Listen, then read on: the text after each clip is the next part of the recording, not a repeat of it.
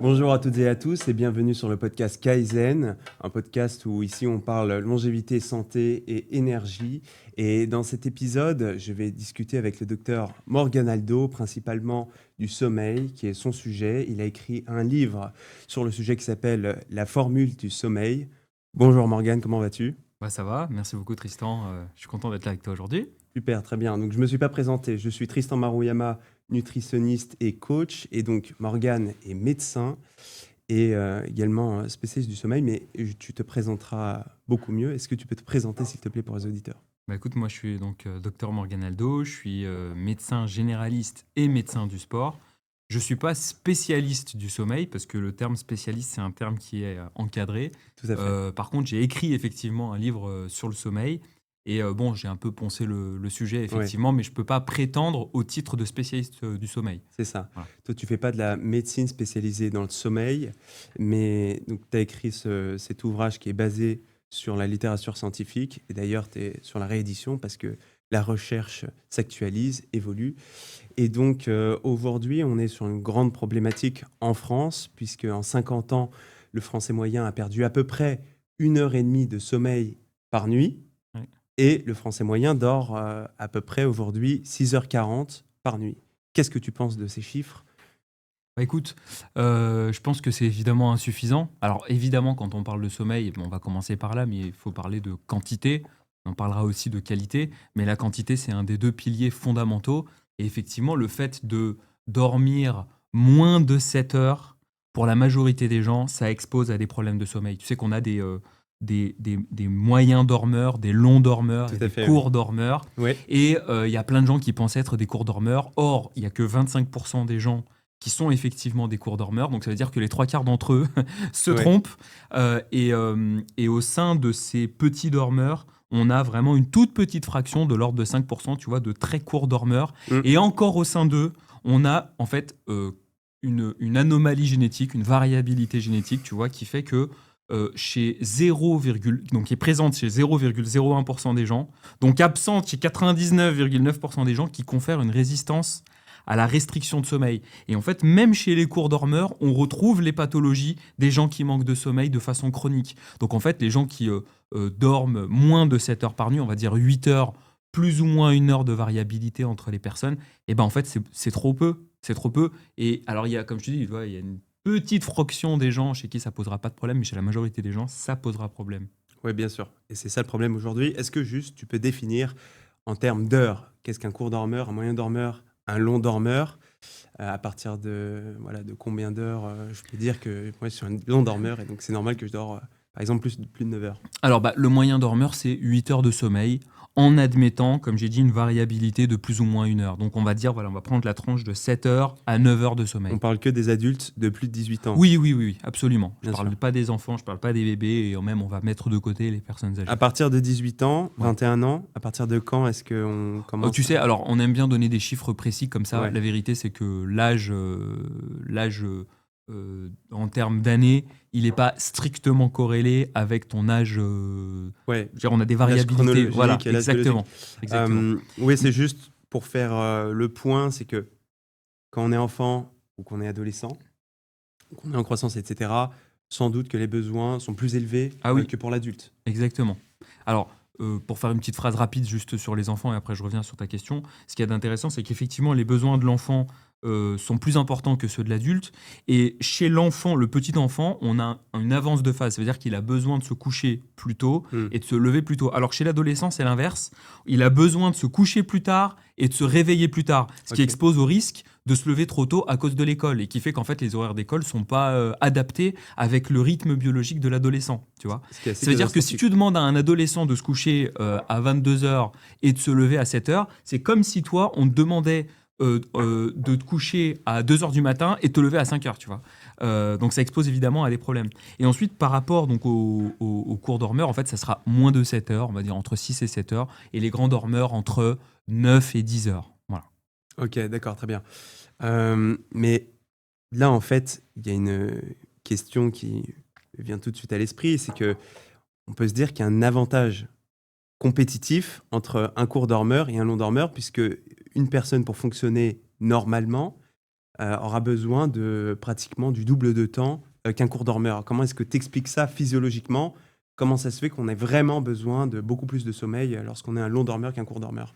Alors, il y a un ensemble de choses qui sont déterminantes. Il y a une partie génétique. Ouais. Ça veut dire que ton nombre d'heures de sommeil et ton chronotype, ça veut dire le moment auquel tu es fait pour dormir, les heures préférentielles naturelles, j'entends, hein, Mm. de coucher et de lever, eh ben, elles ont une part génétique. Ça veut dire que si tes deux parents sont, par exemple, du matin, bah, il y a très peu de chances que tu sois du soir naturellement. J'entends naturellement parce qu'on peut avoir un ensemble de choses qui peuvent te décaler chronologiquement. Par exemple, la lumière. Tu vois, si tu as les lumières le soir, bah, tu vas artificiellement avoir donc ce qu'on appelle un retard de phase, donc te coucher plus tard. Et pour le sommeil, c'est un petit peu la même chose. Après, ce qui va déterminer le nombre d'heures dont tu as besoin par nuit, et ben, en fait, c'est tout ton mode de vie. Ça veut dire que, par exemple, si tu fais beaucoup d'heures de sport par jour, bah, tu auras des besoins de sommeil pour compenser ton activité physique, donc qui sera plus important. Et inversement, tu vois, on a remarqué, par exemple, il y a des gens qui ont besoin de beaucoup d'heures de sommeil, qui ont besoin de plus de 10 heures de sommeil, et qui s'exposent au même risque que ceux qui dorment pas assez. Et en fait, on se posait la question, comment ça se fait? Et ben probablement que si ils dorment trop, soit c'est pour compenser une mauvaise qualité de sommeil, Oui, soit c'est parce qu'ils ont une pathologie sous-jacente non diagnostiquée. Et donc, en fait, ils mourront de ça. d'accord, très bien. Mais dans ce cas, en fait, ça expose une autre question qui est très souvent posée. C'est, voilà, bonjour docteur, ou bonjour tout court, je dors 8 heures par nuit. Ma montre connectée dit que je dors suffisamment, aussi bien en termes de qualité que quantité. Pourquoi je suis explosé au quotidien? Je suis fatigué tout le temps. Je ne comprends pas. Alors, il y a deux faisceaux pour répondre à ta question. Le premier, c'est celui déjà des montres connectées. Ça veut dire que moi, je ne suis pas un grand fanatique des montres connectées parce que, pour deux raisons. On pourra revenir sur la deuxième qui est d'ordre vraiment purement psychologique qui peut suffire à induire On en parlera. en lui-même voilà, des troubles du sommeil. Mais l'autre, c'est surtout en fait la précision. Alors, il y a une précision qui est de plus en plus importante, mais qui reste quand même euh, moindre comparativement, évidemment, à quand tu as des électrodes Mm. sur la tête et que tu fais un vrai test de sommeil. Donc déjà, ça veut dire qu'il faut prendre avec précaution les résultats qui te sont donnés par ta montre. Le deuxième, c'est que en fait, tu peux avoir une quantité de sommeil suffisante tout en ayant une mauvaise qualité de sommeil. C'est la raison pour laquelle, si tu vas faire une nuit blanche et que tu vas te coucher à 8 heures du matin, si tu te réveilles 8 heures plus tard, donc à 16 heures, tu peux dire bah, j'ai mes 8 heures de sommeil, alors qu'en fait, ton architecture Oui, de ça n'a rien sommeil, à voir. ça veut dire ta proportion des différentes phases de sommeil n'aura rien à voir avec une vraie nuit de sommeil. Oui, Et donc bien c'est sûr. pour ça que la quantité de sommeil, j'ai commencé par là tout à l'heure, elle n'est pas suffisante, mais il faut aussi parler de la qualité. Oui, ça n'a rien à voir le fait de dormir le jour ou la nuit. Les heures de nuit seront évidemment plus récupératrices. Et il y a un vieux dicton en France, alors je ne sais pas si on le dit aussi ailleurs, c'est, peut-être tu l'as entendu enfant, et tu sais mon petit, les heures avant minuit comptent double, ou c'est avant 10 heures, je ne sais plus. Mais qu'est-ce que tu penses de ce dicton? Est-ce que la science valide ou non, sachant qu'on a entendu, il y a la subtilité donc, du chronotype aussi. On s'aperçoit que c'est extrêmement important, donc comment le déterminer? Mais voilà, donc il y a ces deux questions que je te pose. Ouais, effectivement, on dit que, alors schématiquement, on dit qu'entre 22 heures, enfin, jusqu'à 3 heures du matin, ça compte double et qu'il ne faut pas te coucher après 3 heures. En fait, ça, Donc, c'est pour une il y a raison de la simple. marge. Comment? Il y a de la marge. Oui, il y a un peu de marge, bon. Mais en fait, c'est pour dire que ce dicton, il s'appuie sur une donnée en fait vérifiable. C'est que donc, ton sommeil, il est caractérisé en plusieurs phases. Et on va rester schématique. Grosso modo, donc tu as trois phases, c'est le sommeil léger, le sommeil profond et le sommeil paradoxal. Quand tu as un mauvais sommeil, donc que tu dors effectivement, mais que c'est un mauvais sommeil, tu as beaucoup de sommeil léger, qui lui-même a des bienfaits, hein. Évidemment, il vaut mieux avoir du sommeil léger que pas dormir du tout. Mais là où tu vas avoir des vrais bénéfices, c'est dans le sommeil profond et dans le sommeil paradoxal. Et en fait, le sommeil, donc ton sommeil s'organise sous la forme de cycles, et la composition de ces cycles en termes de phases, donc phase sommeil profond, sommeil paradoxal, Mm. etc., évolue dans la nuit. D'accord? Tous tes Ouais. cycles ne sont pas composés de la même manière. Et en fait, tu vas avoir du sommeil profond, particulièrement en début de nuit, donc jusqu'à à peu près 3 heures du matin. Et plus la nuit passe, plus le sommeil évolue, plus le sommeil profond va être remplacé par du sommeil paradoxal qui va prendre le relais. Bien sûr. Or, le sommeil profond, c'est celui qui connaît particulièrement un pic de l'hormone de croissance, l'AGH, qui est à l'origine de la réparation tissulaire. Mm. Donc c'est pour ça qu'on dit ça. Sauf que moi, je ne suis pas tout à fait d'accord avec ça, parce que ce serait ignorer les bienfaits inhérents au sommeil paradoxal, donc qui a lieu en deuxième partie de nuit. Et en fait, parmi ça, tu as notamment le bien-être émotionnel. Ça veut dire qu'il y a eu des tests qui ont été faits en laboratoire, des tests expérimentaux, où on a privé des sujets de sommeil paradoxal, donc en deuxième partie de nuit. On leur a enlevé le sommeil paradoxal et on leur a montré des photos de personnes qui souriaient et on leur disait qu'est-ce que ça t'évoque.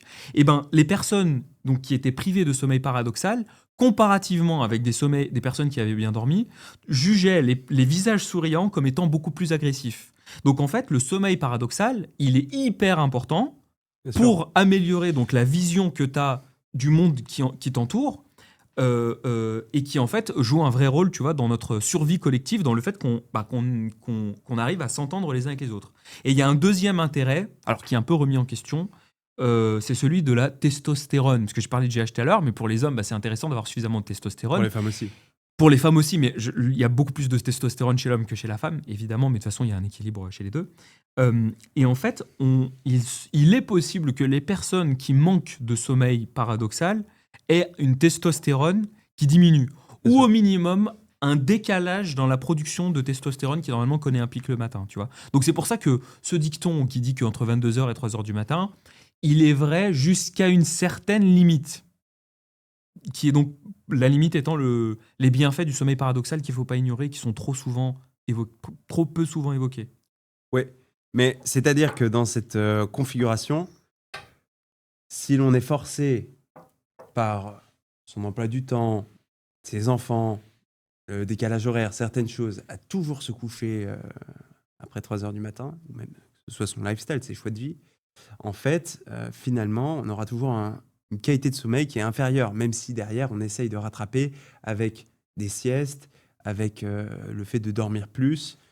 On n'arrivera pas à ces stades de sommeil qui sont hyper récupérateurs et qui permettent de libérer des hormones clés pour la longévité, pour la santé, pour l'énergie, euh, pour l'immunité. Enfin, je peux faire des tirés pendant 1 heure, mais C'est vrai jusqu'à un certain point parce que en fait, si tout le temps en fait tu te couches tard, tu vas avoir donc ce qu'on appelle un retard de phase.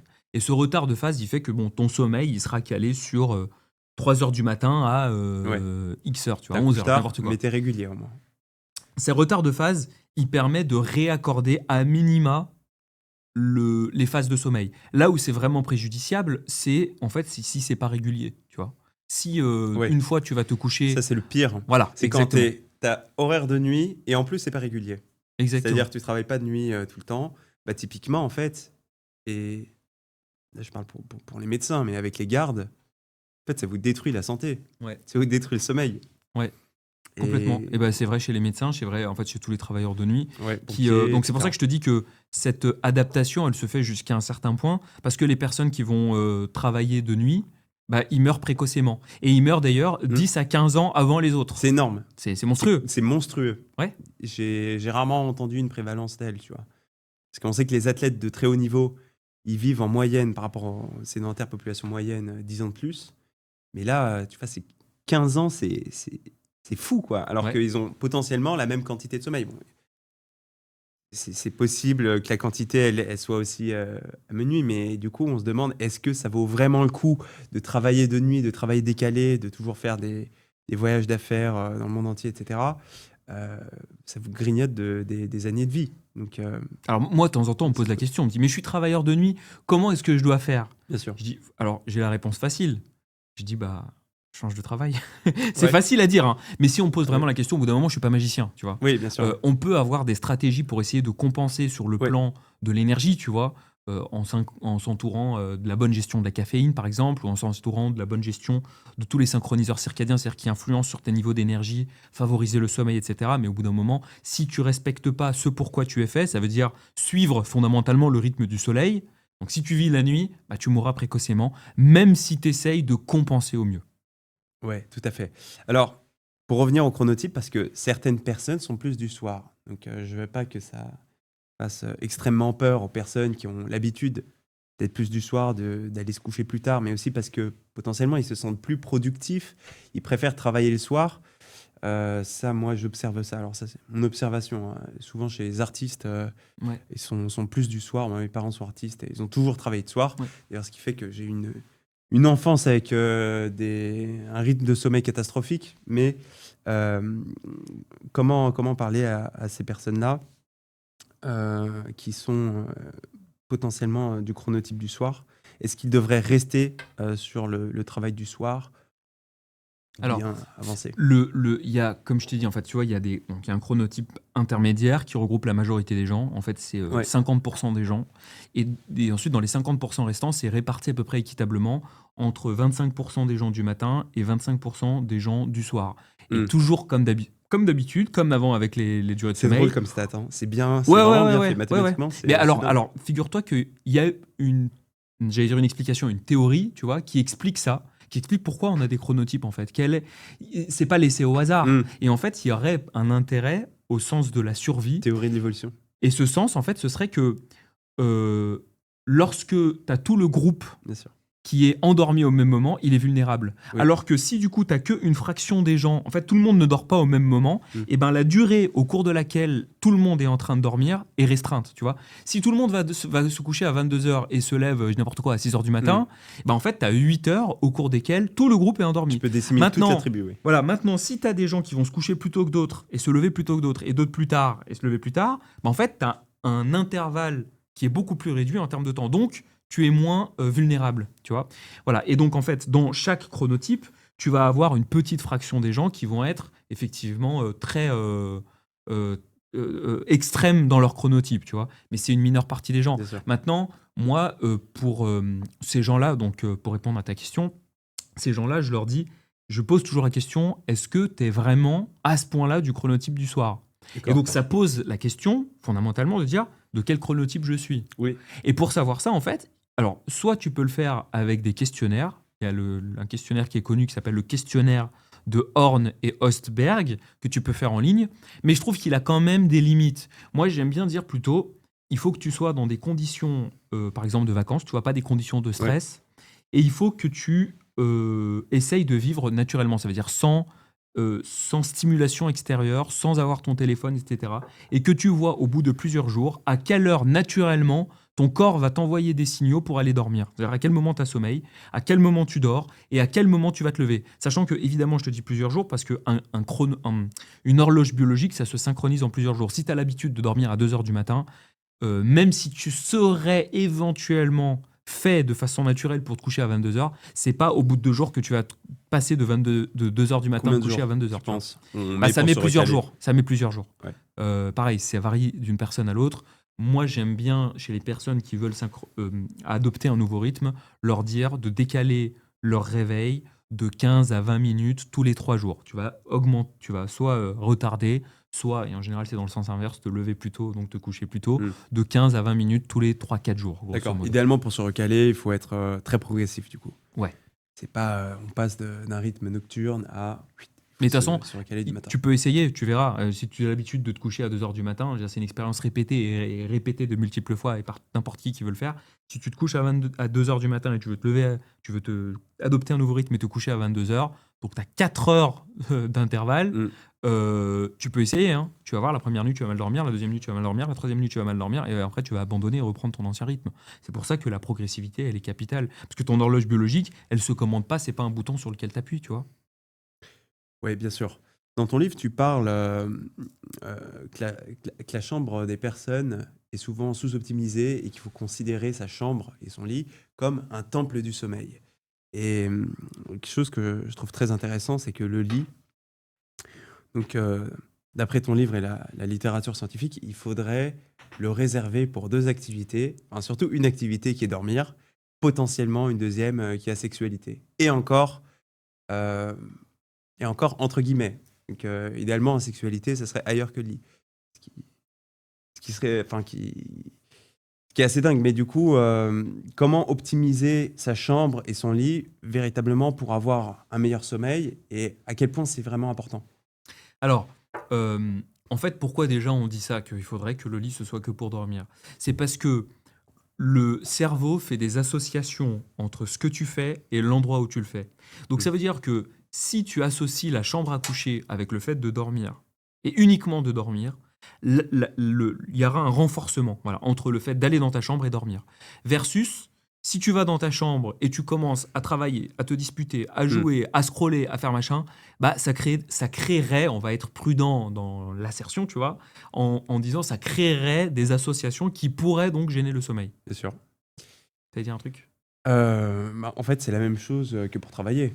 C'est que si sur son bureau, à la fois on travaille, à la fois on regarde des vidéos, à la fois on scrolle sur les téléphones, on fait plein de trucs, ça affecte donc la productivité. Exactement. C'est la question des mauvaises habitudes, en fait. Ou en plus, tu vois, des mauvaises associations. Les mauvaises habitudes. C'est-à-dire que si tu prends l'habitude d'aller scroller avant de dormir, eh ben, à chaque fois que tu iras dans ton lit, tu te retrouveras inévitablement, par un mécanisme inconscient, à scroller sur ton téléphone. Ouais. Tu vois. Donc ça, c'est vraiment sa première chose. Alors maintenant, les activités sexuelles, faire la sieste, lire dans son lit, il y a des gens, voilà, effectivement, qui te diront que c'est un sacrilège. Moi, c'est pas mon avis. Je suis un peu plus réservé. Je fais la sieste dans mon lit. Je vais lire dans mon lit.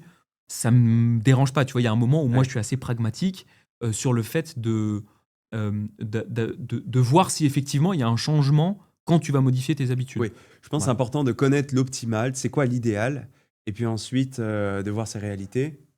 C'est comme tout, ses conditions, ses contraintes, et à quel point on peut ajuster.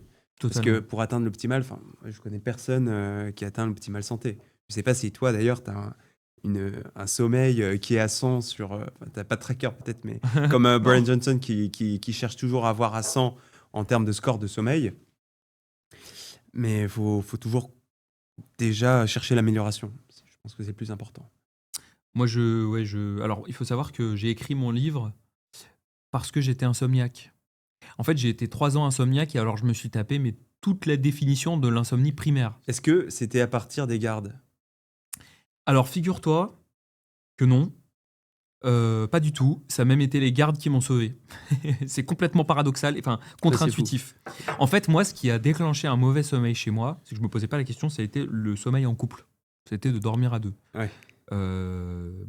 J'ai rencontré ma copine, on a dormi ensemble. Et en fait, moi, j'ai un sommeil naturellement très précaire, tu vois. J'allais en randonnée avec des potes. Eux, dès qu'ils n'ont pas fermé les yeux, ils sont déjà en train de dormir. Moi, pour dormir, c'était dur, c'était long. Et ça a toujours été comme ça. Donc, j'ai un sommeil naturellement, tu vois, très sensible. Je suis facilement réveillé par un bruit, etc. Et donc, le fait de dormir à deux, j'étais gêné par les mouvements de l'autre, par la proximité. J'arrivais pas à me mettre dans la position qui me plaisait, etc. Ouais. Et donc, en fait, ça a fini par vraiment déclencher l'insomnie maladie. Ça veut dire qu'il y a entraîné un enchaînement, tu vois, de choses, notamment sur le plan psychologique, dont on pourra parler si tu veux. Bien sûr. Et ce qui a permis En fait, j'avais fini par perdre confiance en ma capacité à pouvoir générer un bon sommeil. Quand j'allais dans le lit, je savais d'avance, la bataille était perdue d'avance. Je savais que j'allais mal dormir. Ça, c'est le principe, on appelle ça l'anxiété de performance au sommeil. Et en fait, ce qui m'a permis, malgré moi, de retrouver un bon sommeil, ça a été en fait une méthode extrême qui a montré ses preuves, mais que j'ai fait en fait sans le savoir, malgré moi, c'est de se fatiguer à l'extrême de façon à ne pas laisser d'autre choix à ton corps que de pouvoir récupérer par le sommeil. Et donc moi, j'ai eu une période, au bout de 3 ans, où en fait, j'ai enchaîné des gardes. Et j'en ai fait, 3 en une semaine, donc des gardes de 24 heures. Hein. Ah, c'est fou, donc j'ai fait 3 nuits blanches en une semaine, je sais pas si t'imagines. Donc c'était une nuit de travail, le lendemain tu récupères, 24 heures tu récupères, 24 heures tu récupères, 24 heures tu récupères, t'as compris. Et j'étais tellement fatigué qu'en fait, j'ai passé des bonnes nuits entre guillemets, de récupération. Et c'est là que je me suis dit, je suis capable de dormir, tu vois. Et ce changement, cette inflexion, c'est ça qui a vraiment été le game changer de mes nuits. Et c'est pour ça que la personne qui a de l'anxiété de performance au sommeil, on aura une attitude radicalement différente de la personne qui n'a pas de rapport pathologique, j'entends sur le plan psychologique, à son sommeil, et à qui on pourra dire de faire attention à plein de paramètres. C'est un peu même la même chose que les gens qui ont des TCA. Quelqu'un qui veut améliorer son alimentation, tu vas dire, fais attention, essaye d'avoir un timing des glucides autour de l'entraînement, essaye de manger machin, nanana. Tu vois ce que je veux dire ? La personne qui a des TCA, Si tu lui dis, oh, surtout fais attention, Non, le, ça c'est la pire chose. Ouais. glucide, le truc, et ben voilà, au contraire, tu vas lui dire, toi, il faut que tu culpabilises pas avec la nutrition. Mange ce que tu veux. Je sais que tu vas prendre du poids. C'est pas le problème. On en parlera dans un deuxième temps. Tu auras pris ton poids, on fera une stratégie. Pour l'instant, il faut juste que ton rapport pathologique à la nourriture, il change. Et ben avec l'anxiété de performance au sommeil, c'est la même chose. Et c'est un vrai problème chez tous les insomniaques. Au bout d'un moment, tu te dis, la bataille, elle est perdue Oui. d'avance. Je sais que je vais mal dormir. C'est T'as une l'enfer. espèce de prophétie autoréalisatrice. Tu vois. C'est ça. C'est ça. Et puis l'insomnie, ça semble être associé à un risque doublé de développer une dépression. Ouais. Donc finalement, tu vois, c'est un cercle hyper vicieux. Tout à T'es fait. insomniaque, après, il y a tout qui s'effondre, quoi. C'est que toi, t'étais en cursus avancé de médecine, t'as essayé beaucoup de choses, t'as fait les gardes. Et finalement, aujourd'hui, il me semble que t'es sorti de l'insomnie Oui. chronique. Mais comment faire pour quelqu'un qui est vraiment insomniaque, qui souffre tous les jours, tous les soirs en allant dormir? Il a peur de se mettre dans le lit, il est tout le temps fatigué. Comment faire concrètement? Quelles sont les premières pistes à aller chercher? En fait, ce que tu me demandes, de toute façon, c'est le même raisonnement pour peu importe le motif de consultation en médecine. C'est de revenir à la cause. Ça veut dire que si tu me dis, tu fais quoi quand quelqu'un il a mal à la tête? Bah, ça dépend pourquoi il a mal à la tête. Donc là, pourquoi est-ce qu'il a du mal à dormir? Bah, ça Ouais. dépend pourquoi il a du mal à dormir. Tu as des gens qui vont avoir du mal à dormir, par exemple, qui vont faire les 3-8. Un jour, il va se coucher, il va travailler la nuit. Un jour, il va travailler la journée. Un jour, il va travailler, ça va être à moitié. Bah, et lui, son problème, c'est son rythme. Ouais. Tu vas avoir d'autres personnes, et c'est la majorité des gens, qui vont avoir des troubles anxio-dépressifs. Ils sont stressés, et en fait, le moment où ils se mettent dans le lit, c'est le moment où ils sont face à leur propre rumination. Et donc là, bah voilà, ils vont avoir une insomnie d'endormissement, c'est-à-dire qu'ils vont mettre du temps à s'endormir, puis ils vont se réveiller dans la nuit, ils vont avoir des réveils nocturnes. Bah là, la prise en charge, ça va être la prise en charge de l'anxiété. Les personnes qui sont à un stade plus avancé dans l'insomnie, comme je te disais, d'anxiété de performance, en vrai, ça se recoupe. Par exemple, chez ces personnes-là, moi, je vais les adresser chez un psychologue ou un psychiatre qui va faire ce qu'on appelle de la TCCI. C'est de la thérapie cognitivo-comportementale de l'insomnie. C'est dans les stratégies de première intention de prise en charge de l'insomnie primaire. Insomnie primaire, c'est-à-dire qui est non pathologique. Tu vois. Très bien. Donc voilà, il faut vraiment déterminer la cause. Et après, tu vas avoir des gens qui dorment mal parce que, moi j'ai des gens en consultation, ils viennent me voir, docteur, je suis fatigué, j'aimerais une prise de sang. Alors tu discutes avec eux et en fait, le sommeil, c'est la dernière de leurs préoccupations.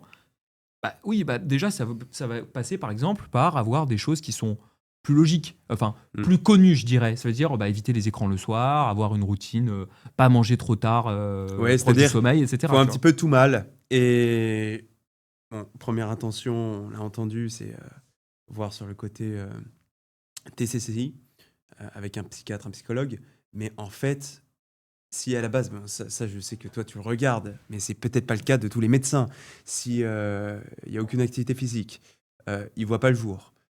Il prend du café à 20h ou du coca ou de l'ice tea. D'un point de vue molécule, c'est pratiquement la même chose d'ailleurs. Un café, thé, pas tout le monde le sait, kombucha, enfin bref. Ça, moi, je le vois beaucoup. Quand je vois quelqu'un qui boit du coca à 21h au restaurant ou autre, je me dis, toi, tu vas passer une bonne nuit. Et même si, et là, j'aimerais qu'on aborde ce sujet-là, il y a certaines personnes qui font les coqs, il y a certaines personnes qui boivent un café avant de dormir. Moi, ça me fait rien. Qu'est-ce que tu penses de ça? Alors, la question du café, je la trouve hyper intéressante parce que, en fait, elle soulève plein de choses. En fait, il y a des gens qui pourraient ne pas être trop gênés par la prise de caféine lorsqu'ils le prennent le soir. Mais c'est une mineure partie des gens. Déjà, on va partir du principe que les personnes qui arrivent à dormir ont un sommeil de bonne qualité. Parce que c'est deux choses différentes. C'est-à-dire que tu as des gens qui vont dire ça ne me gêne pas pour m'endormir, moi. Oui, mais peut-être que ta qualité de... Si je te mettais des électrodes sur la tête, ta qualité de sommeil serait moindre. Exactement. Mais voilà, c'est déjà un détail qu'on va leur laisser le bénéfice du doute en disant qu'ils dorment de la même manière. En fait, il y a deux raisons qui expliquent ça. La première, c'est que il peut y avoir une accoutumance à la caféine. Ça veut dire que la caféine, elle fonctionne avec des récepteurs Bien sûr. sur divers récepteurs d'ailleurs.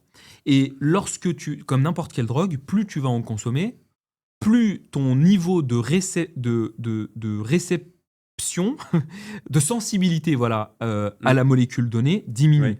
Donc ça veut dire que tu vas pouvoir boire un café comme toi ou comme moi, et en fait, eux, ils auront une sensibilité à la caféine largement inférieure. Donc Très ça veut bien, dire qu'elle ouais. jouera beaucoup moins son rôle. Alors, pour Ça c'est la première raison. Et juste je Ouais. finis, la deuxième raison, c'est qu'il y a ce qu'on appelle un polymorphisme génétique vis-à-vis du métabolisme de la caféine. Ça veut dire que toi et moi, on ne métabolise pas dans notre corps, en tout cas à la même vitesse, la caféine. C'est-à-dire Oui, qu'il y a des gens qui ouais. vont l'éliminer hyper lentement. Donc eux, ils boivent un café le matin et ils ont du mal à dormir. Ouais. Et t'en as d'autres qui vont le boire tard dans la journée et en fait, ça l'élimine hyper vite. Mais ça, c'est quand même une mineure partie des Ouais. gens qui éliminent très rapidement. Mais quelqu'un, du coup, qui va boire beaucoup de café et qui va boire beaucoup de café parce qu'il a ce métabolisme hyper rapide qui fait que lui, il n'a pas l'effet qui dure dans le temps et qui, du coup, va en boire et qui donc a à la fois ce polymorphisme qui fait qu'il l'élimine rapidement et Ouais. qui va avoir de surcroît une sensibilité faible, on peut raisonnablement expliquer le fait qu'il puisse le boire le soir sans que ça perturbe trop son sommeil. Mais Oui, encore une dans fois, les c'est une cas, mineure en partie fait, des gens.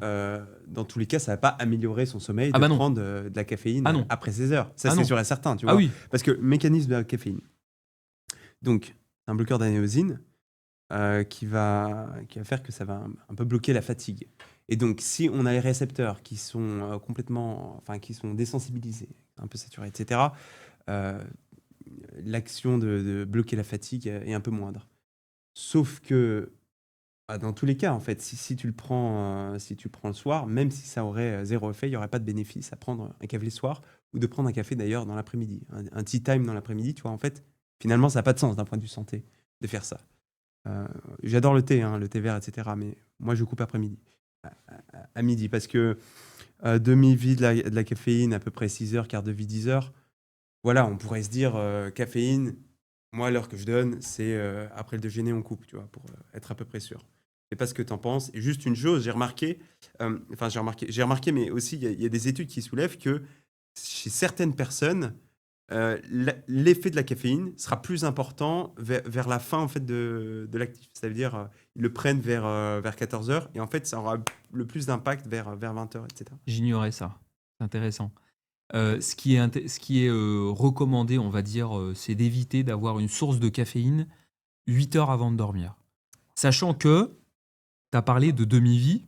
En fait, l'élimination, si on parle de demi-vie, la demi-vie, donc c'est la durée au bout de laquelle on est à la moitié de la concentration initiale. C'est-à-dire, tu vas boire ton café, tu vas avoir 100% de sa concentration. Mm. La demi-vie de quelqu'un qui a une demi-vie de 8 heures, ça veut dire qu'au bout de 8 heures, il a encore 50% de la dose de caféine dans son sang. Ouais, tout à fait. Donc Oui. c'est ça qui est intéressant quand même à noter. Moi, j'ai une approche assez pragmatique. Ça veut dire, encore une fois, qui est inscrit dans la réalité du terrain. Si tu vois que ton... Donc ça nécessite une attention particulière. Mais si tu vois que ton sommeil est gêné par la prise de caféine passé 15 heures, moi je suis un peu plus souple que toi. 15 heures, ouais, ok. Ouais, un peu plus souple, tu vois. Alors, effectivement, tu devrais limiter cette prise de caféine. Et tu as parlé du thé, et c'est intéressant. Il faut savoir que donc, dans le thé, la caféine est à libération plus prolongée, notamment avec la L-théanine qui réduit son absorption. Ce qui veut dire qu'on n'a pas effectivement, et c'est souvent la chose qu'on dit et qui est vrai, on n'a pas le pic d'énergie produit par le café lorsqu'on prend du thé à cause de la libération plus prolongée On a de moins la le coup de théine. fouet avec le thé. On a moins le coup de fouet. Par contre, on a une énergie qui est soutenue Ouais. plus longtemps. Mais ça veut aussi dire que potentiellement, que ta demi-vie de caféine, elle est prolongée. Tu vois. Donc effectivement, il y a des molécules, il y a des boissons, en l'occurrence le thé, qui pourraient être plus problématiques que d'autres, tu vois, à cause de cette demi-vie et des molécules qui peuvent modifier la libération de la caféine. Tout à fait. Alors, je vais te partager quelque chose que j'ai fait avec pas mal de suivi parce que pas mal de personnes en fait qui viennent me voir sont des gros consommateurs de café. Ils tournent au café depuis des années, ils carburent à ça, ils adorent ça, ils aiment l'odeur, ils aiment le goût, ils aiment la sensation et ils commencent pas la journée, tu vois, si j'ai pas eu mon café. Et ces personnes-là, donc souvent le sommeil il est assez médiocre. Enfin, C'est pour ça qu'ils en boivent. la plupart des Français, de toute façon, on l'a vu, ils dorment 6h40, ils ont Ouais. un sommeil insatisfaisant. Et donc, ces personnes-là, ce que je fais, c'est que je coupe la caféine, coupe la théine. Il n'y a pas de thé, il n'y a pas de café, il n'y a pas de boisson énergisante pendant à peu près 2 semaines. Parce que les récepteurs à caféine, en fait, ils se resensibilisent extrêmement rapidement. C'est un peu de l'ordre de 14 jours. Et moi, ce que j'ai remarqué, c'est qu'au bout de pendant la première semaine, ils sont KO, ils ont l'impression de se faire rouler dessus par le train. Ils sont vraiment hyper fatigués. Grosse nuit de sommeil, grosse sieste postprandiale juste début d'après-midi, comme tu le recommandes dans le livre. Mais après 2 semaines, par contre, ils ont une énergie et une facilité à s'endormir qui, c'est ce qu'ils me disent, qu'ils n'ont jamais connu. Moi, personnellement, je bois très peu de café, très peu de thé, donc là, j'ai pas pu expérimenter ça. Mais qu'est-ce que tu en penses, toi, du fait de couper le café totalement, potentiellement une fois par an, une fois tous les 2 ans, pour initialiser les récepteurs à la caféine et aussi se ressensibiliser? Parce que si tu tournais à 10 cafés par jour, tu fais ça. Après, potentiellement, 2 à 4 tasses de café, comme recommandé pour la longévité, avant midi, ça te convient très bien. Alors, je vais te répondre en deux versants. Le premier, ça va être le versant du sommeil. Le deuxième, ça va être le versant purement longévité. Le premier versant du sommeil, la question fondamentale, c'est pourquoi tu bois du café? Pourquoi tu as commencé à boire du café? Tu sais, c'est comme le café, c'est un peu comme la cigarette, tu vois. Avant d'avoir les effets agréables, tu as les effets désagréables. Les Ouais. mecs qui fument au début, ils toussent, c'est horrible, tu vois. Sauf qu'il n'y a pas d'effet dans la cigarette. Il n'y a pas d'effet intéressant. Dans le café, au début, c'est amer et personne n'aime ça. Peut-être la Le goût- nicotine un peu, Ouais, si, bon, la pour la nicotine. concentration. Oui, d'accord. Mais ce que je veux dire, c'est que quand même, les risques l'emportent largement sur les bénéfices. Ah oui, c'est sûr. Ouais. C'est ça que je voulais dire. Mais, Ouais. mais sur le plan du café, il y a, tu vois, comme, je sais pas moi, comme du vin, tu vois, la première fois que tu goûtes du vin, bah, c'est désagréable. Et en fait, plus t'en bois, plus tu fais ton palais. Donc voilà, au bout d'un moment, il y a des gens qui aiment ça. Et moi, c'est vrai que j'aimais pas. Maintenant, j'aime bien. Ok, d'accord. J'aime bien le café. J'aime bien le goût du café. À tel point que pour pas gêner mon sommeil, je vais boire du déca, tu vois. Je bois du café caféiné et je bois aussi du café décaféiné Mm. parce que j'aime bien le goût. Oui. Donc la première question, c'est pourquoi tu bois du café en fait? Pourquoi tu commences? Et tu commences parce que tu as des problèmes de sommeil. Donc moi, je considère effectivement que le café peut être une aide très intéressante à bien des égards et pas que sur le plan de la fatigue, ce qui est prouvé, hein, je ne le sors pas de mon chapeau, à condition d'une certaine dose. Donc sur le plan de la cognition, tu vois, des performances cognitives, donc qui commence par lutter contre la fatigue, sur les performances physiques, sur la lutte contre la douleur, sur les troubles anxio-dépressifs, sur un ensemble de facteurs. Maintenant, il faut que effectivement cette consommation, elle soit maîtrisée dans la journée, de manière à pas entretenir de l'insomnie. Et ça, c'est un vrai problème. C'est-à-dire que les patients insomniaques qui ont une mauvaise qualité de sommeil, ils vont vraiment essayer de masquer leur fatigue par le fait de consommer une quantité déraisonnée du café qui va entretenir, voire même aggraver l'insomnie. Mm. Donc la stratégie, effectivement, chez quelqu'un d'insomniaque, d'arrêter, d'insomniaque ou de fatigué en général, d'arrêter la caféine, elle peut paraître contre-intuitive, alors qu'en fait, elle est complètement logique de manière à favoriser l'apparition du sommeil. J'en profite d'ailleurs pour dire que moi, je recommande le fait de faire des siestes, si tu en ressens le besoin, vis-à-vis de la longévité, à plein d'égards, sauf si tu as de l'insomnie. Si tu as de l'insomnie, il faut que tu optimises toutes les stratégies possibles pour avoir sommeil à la fin de la Ouais. journée. Ouais, Donc, tout à on peut fait. mettre le parallèle entre le fait de ne pas faire de sieste et le fait de ne pas avoir des substances énergisantes telles que le café, qui, comme on l'a dit avec les histoires de demi-vie, pourrait rester jusqu'au moment où tu dors. Tu vois.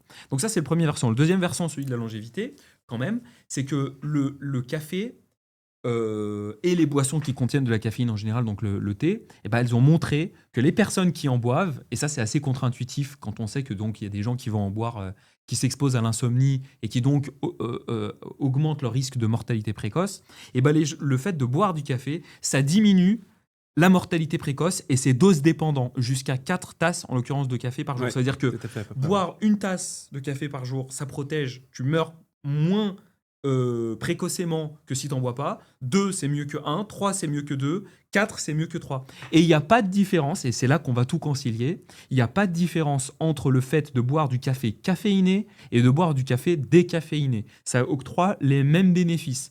Donc c'est la raison pour laquelle moi je conseille aux gens de dire si tu veux boire 1 ou 2 cafés caféinés dans la journée, c'est pas un problème. Et si tu sens le besoin de compléter, complète avec du déca, de manière à jouer justement sur ces plans de longévité. Tu bois du déca, tu as tous les polyphénols du café, parce que par exemple, le thé vert, c'est jusqu'à 40% de la masse sèche qui sont juste des polyphénols. C'est juste incroyable.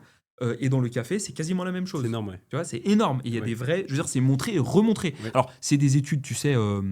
des études des cohortes longitudinales, pardon. Oui. Donc, c'est-à-dire que c'est des corrélations qui sont, on dit corrélation n'est pas causalité. Oui. tout à fait. Mais en fait, en général, ce qui met l'accent, c'est-à-dire que quand tu vas avoir des gens qui vont avoir un comportement donné, il va s'inscrire en association avec d'autres comportements qui favorisent l'effet qu'on va retrouver. Mm. Or là, c'est un peu l'inverse. Ça veut dire que on voit que les gens qui boivent du café, qui boivent beaucoup de café meurent avant les autres, alors qu'en général, ceux qui vont boire du café, ils le boivent pour des problèmes d'insomnie qui les exposent à mourir précocement. Donc c'est ça qui renforce l'idée, si tu veux, que boire des boissons à base de caféine, du café ou du thé, bah ça améliore la longévité. Tu vois. Ouais.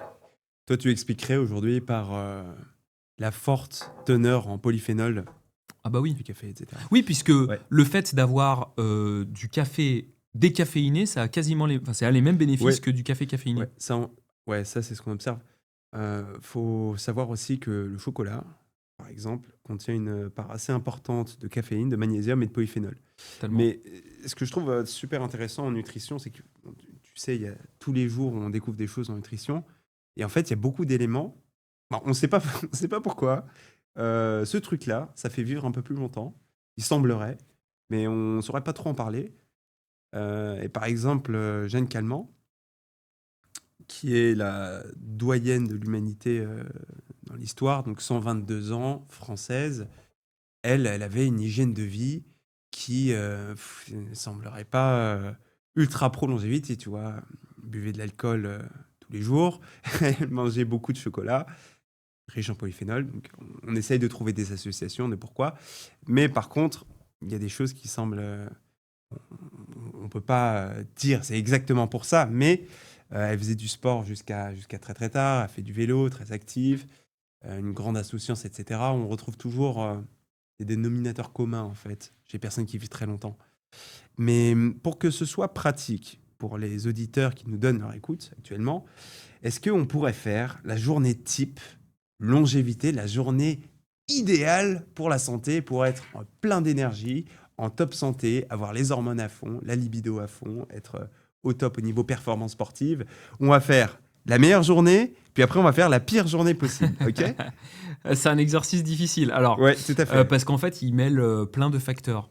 Pour la personne moyenne, hein, parce ouais, que ouais. en fait, là on va donner des généralités, mais on a Totalement. vu si vous êtes chronotype soir, matin, selon Exactement. votre âge.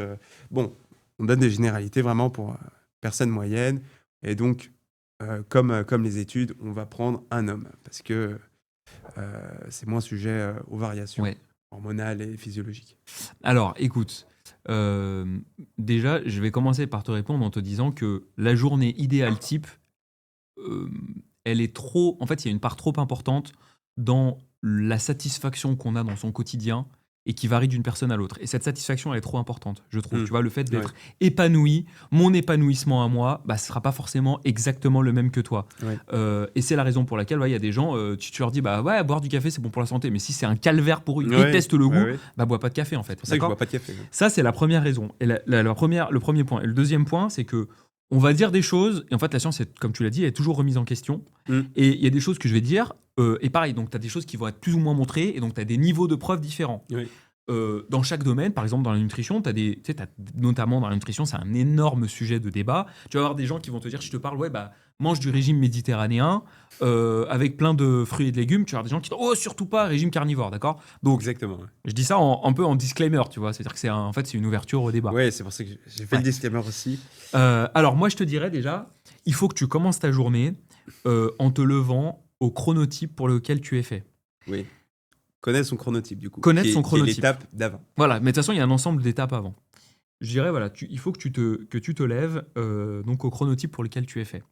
Ça ne veut pas dire se lever à 5 heures, parce que dans le développement personnel, lève-toi à 5 heures et tout. Non, non, c'est une erreur. Maintenant, c'est 3 heures, je crois. Oui, non, mais tu sais, c'est qui est la plus grosse de toute façon sur les réseaux. Dormir, c'est pour les, c'est pour les gens qui ont rien à faire. Donc, lève-toi à l'heure pour laquelle tu es faite en termes de chronotype. Et en fait, pour moi, il y a un axe immédiat qui est à prolonger tout au long de sa journée. Moi, j'aime bien dire la journée, c'est une mini-vie, tu vois. En fait, jusqu'au moment où tu vas te coucher, c'est le moment où tu meurs. En fait, il faut que tu aies de l'épanouissement dans ta journée. Donc, il faut que tu aies une raison pour laquelle tu dois te lever. Bien sûr. Avoir une raison d'être, c'est pour moi un facteur de longévité presque évident. Qui est l'un des grands piliers de la longévité, au même titre Exactement. que sommeil, activité physique, nutrition Exactement. et puis lien social. Exactement. Ensuite, pareil, tu vois, de façon un peu informe, non structurée dans la journée, il faut qu'au cours de ta journée, tu sois auprès des gens qui t'aiment, tu vois, et que tu aimes. Pareil, être entouré de gens. Donc, ça veut dire la famille, les amis, l'amour, et donc dans des gens qui te soutiennent dans un cadre sain. Donc, maintenant que tu t'es levé, est-ce qu'on va prendre un petit déjeuner? Bah, grande question, en fait, ça dépend. Alors, Mm. on a beaucoup vanté les mérites du jeûne intermittent. C'est un peu remis en question, tu vois. Il y a quelques C'est beaucoup papiers remis qui en sont question sortis, dernièrement. Ouais. voilà, sur le fait que peut-être qu'il y aurait moins de bénéfices, pour ne pas dire quelques risques. Bon, je suis pas allé regarder le truc dans le détail. Et toujours pareil, tu vois, il faut toujours prendre ça avec précaution dans un sens comme dans l'autre. Ça dépend vraiment des Euh, personnes et voilà, de leur état, mais un grand bénéfice de la restriction calorique dans le temps, enfin le jeûne intermittent, c'est tout simplement que pour certaines personnes, c'est la méthode la plus simple pour perdre du poids. Et ça exactement, leur correspond et ça les gêne pas du tout. Alors que pour exactement, d'autres, c'est l'enfer sur Terre. Moi, exactement. personnellement, je sais que euh, alors, manger relativement tôt par rapport à son heure de coucher serait optimal pour optimiser son sommeil.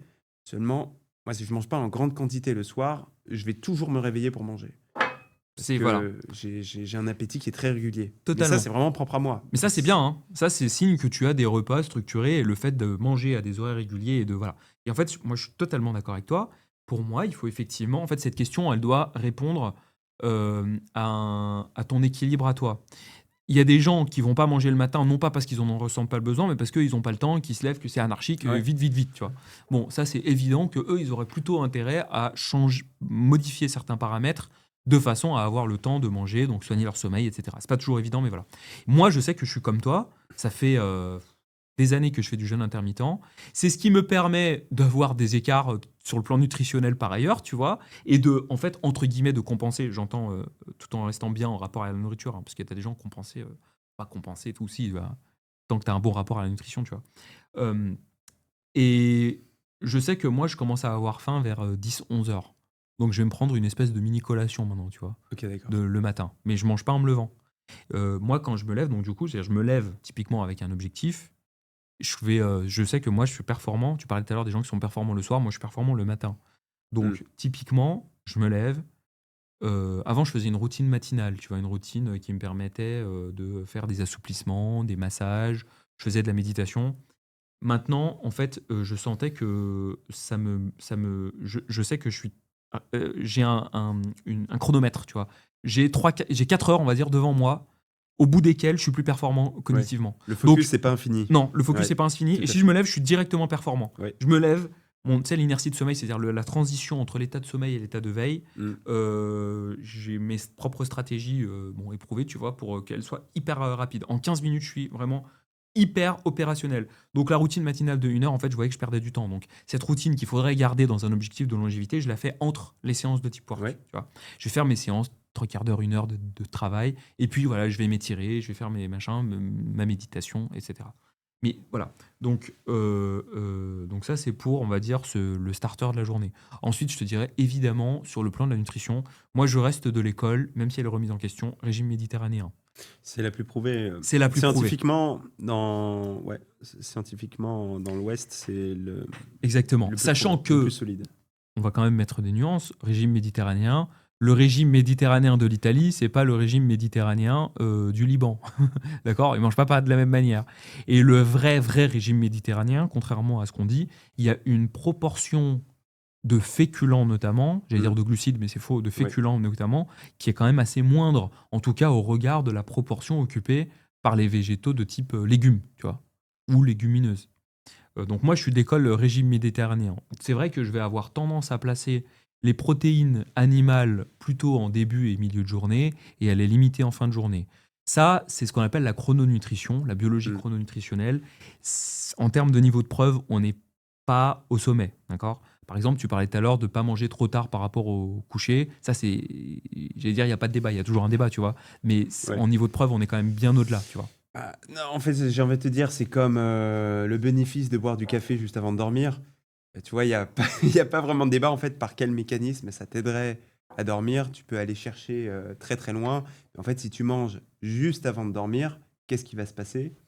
Eh ben, tu vas digérer. Tu vas digérer, augmentation de la température corporelle. Exactement. Et bon, c'est très bien, on a besoin de baisser un petit peu en température corporelle, on a besoin de baisser un peu en fréquence cardiaque pour bien dormir. Et du coup, on va contre ça, mécaniquement en mangeant.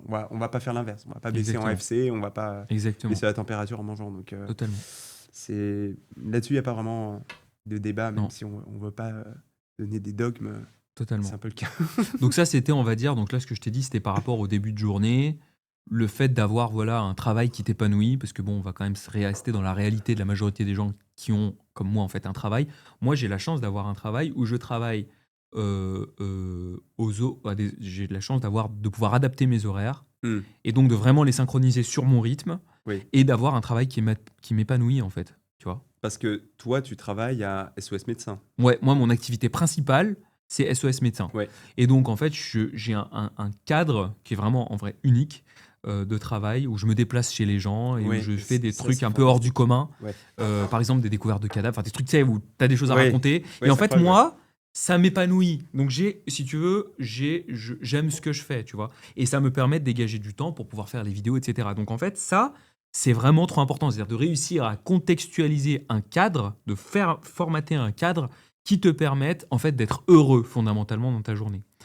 Et ce cadre, il doit te permettre donc de pouvoir donc t'épanouir. On a dit de manger correctement, te lever aux horaires pour lesquels tu es fait. Évidemment, il faut rajouter l'activité physique. Quand je dis activité physique, je vais le segmenter en deux parts.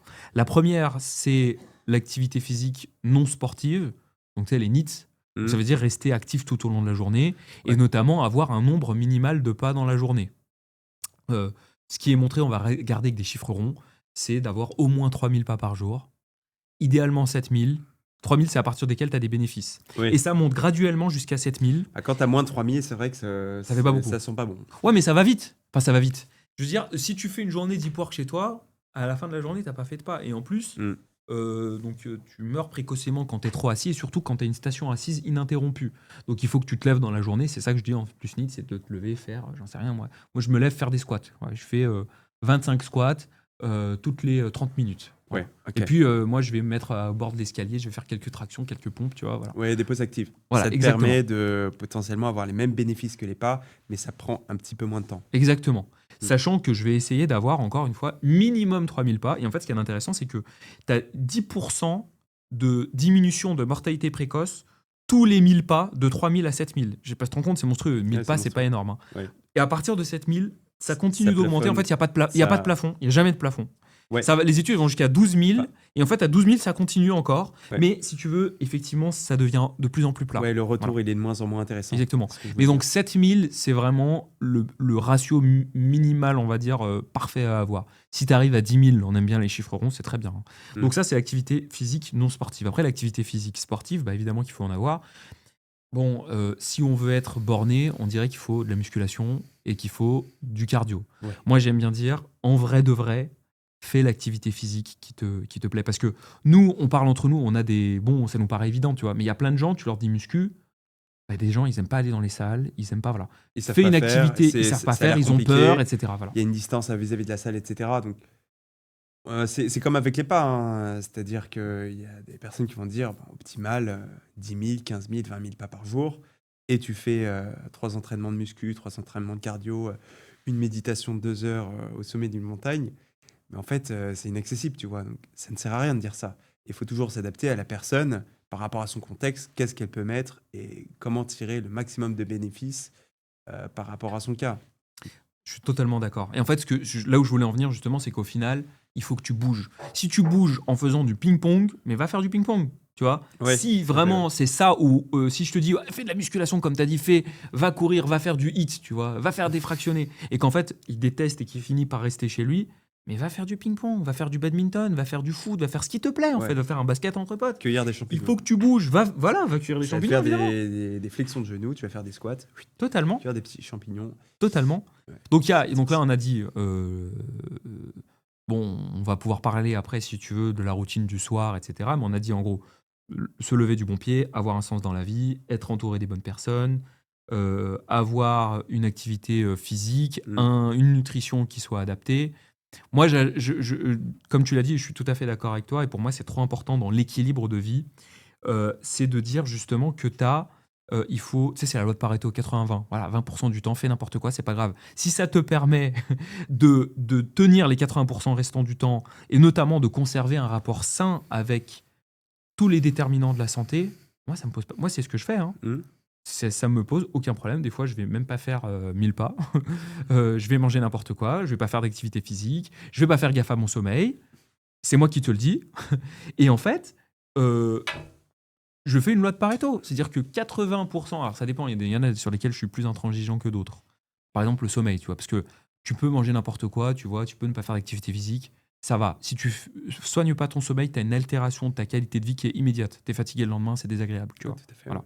C'est quand même important aussi à dire, tu vois.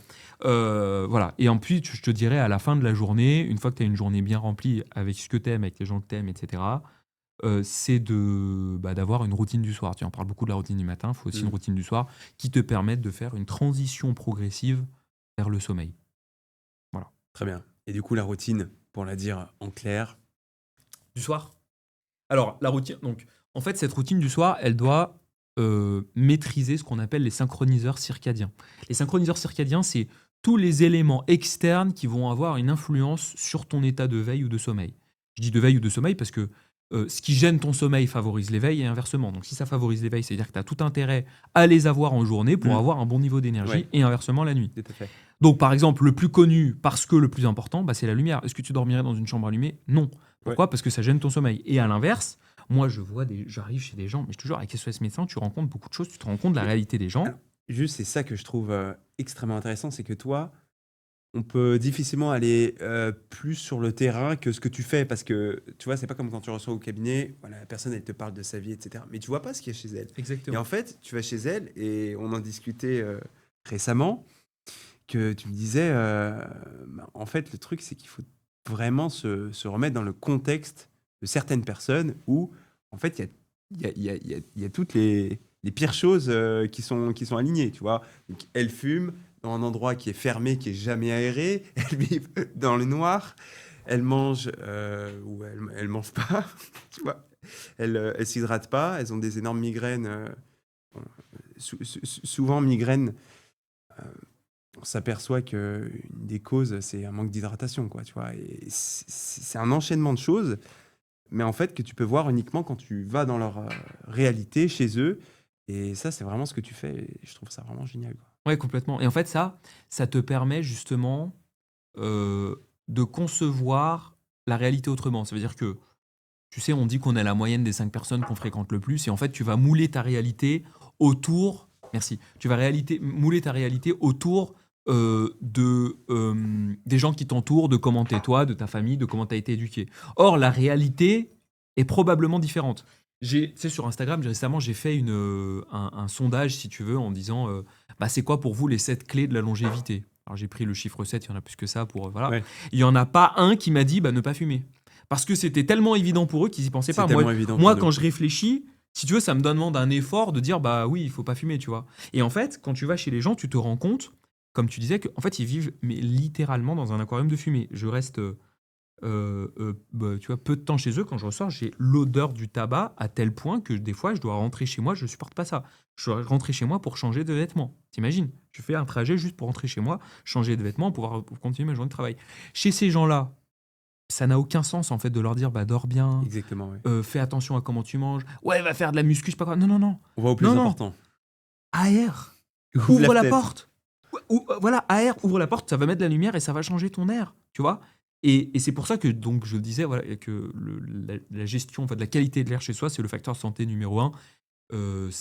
Bon, si tu réfléchis en termes de proportion, c'est pas stricto sensu vrai. C'est stricto sensu vrai chez les gens qui n'aèrent pas, tu vois. Voilà. Mm. C'est vraiment le premier facteur à considérer, c'est la qualité de l'air que tu respires chez toi. Et bon, on parlait tout à l'heure là de l'impact que pourrait avoir ne serait-ce qu'une bougie qui sent bon, en faisant la comparaison avec la pollution qu'on Le pourrait trafic rencontrer. autoroutier, Voilà. ouais, annuel. Donc, la statistique qui est sortie sur des études récemment, c'est que trois bougies allumées dans une pièce non ventilée pendant 2 heures produisent plus de particules fines et de composés toxiques, voire Composé cancérigènes. organique volatile, on dit, ouais, pour faire cette grande famille.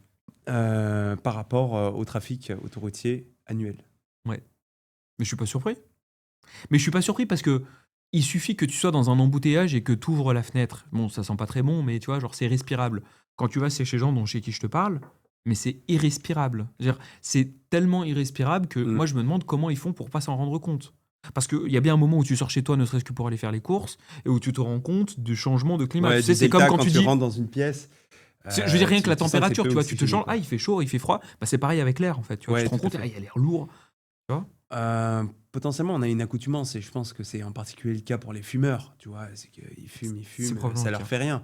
Nous qui sommes non-fumeurs, ne serait-ce que dans la rue, quand il y a quelqu'un devant toi qui fume sa cigarette, et c'est insupportable, tu vois. On lui change de trottoir tout de suite. Et en fait, on se rend peu compte, mais moi, je me suis rendu compte que je suis devenu très sensible par rapport à la qualité de l'air.